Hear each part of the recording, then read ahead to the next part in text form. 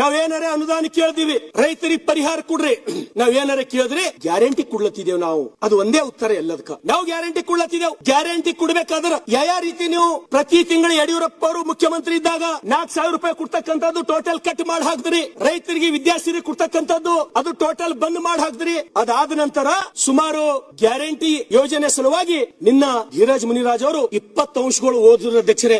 ಸುಮಾರು ಅಬಕಾರಿ ಇರಬಹುದು, ಸ್ಟಾಂಪ್ ಡ್ಯೂಟಿ ಇರಬಹುದು, ಅನೇಕ ಇಲಾಖೆಗಳ ಮೇಲೆ ಇವತ್ತೇನರೆ 30,000ಕ್ಕಿಂತ ಮೇಲ್ಪಟ್ಟು ತಾವು ಟ್ಯಾಕ್ಸ್ ಹಾಕಿ ಹಣ ಕಲೆಕ್ಟ್ ಮಾಡ್ಲತ್ತೀರ ಅಧ್ಯಕ್ಷರೇ. ಅದ್ರ ಜೊತೆಗೆ SCP TSP 3 ವರ್ಷದ ಸುಮಾರು 13,15,000 ಕೋಟಿ ಅದು ಬಂದು ಜಮಾ ಆಯ್ತು. ಇವತ್ತು ಸಾಲ ಎಷ್ಟು ಮಾಡಿರ ಅಧ್ಯಕ್ಷರೇ? 71,000 ಕೋಟಿ. ಈ ರಾಜ್ಯದ ಇತಿಹಾಸದೊಳಗೆ, ಇಡೀ ಕರ್ನಾಟಕ ರಾಜ್ಯದ ಇತಿಹಾಸದೊಳಗ ಹೈಯೆಸ್ಟ್ ಸಾಲ ಮಾಡಿದ್ದು ಅದು ಯಾವಾದರೆ ಅದು ಯಾರಿಗಾರ ಕೀರ್ತಿ ಸಲ್ತದಂದ್ರ ಸಿದ್ದರಾಮಯ್ಯನವರ ಈ ಕಾಂಗ್ರೆಸ್ ಸರ್ಕಾರಕ್ಕೆ ಸಲ್ತದ ಅಧ್ಯಕ್ಷರೇ. ಅದು ಒಂದು ಗ್ಯಾರಂಟಿ ಬೋರ್ಡ್ ಮುಂದೆ ಹಾಕೊಂಬದು ಎಲ್ಲ ಮಾಡೋದು ಅಧ್ಯಕ್ಷರೇ. ಇವತ್ತು ಜನ ರೈತರು ಒಂದೇ ಸೌನ ಬಡ್ದಾಡ್ಲತ್ತಾರ ಅಧ್ಯಕ್ಷರೇ.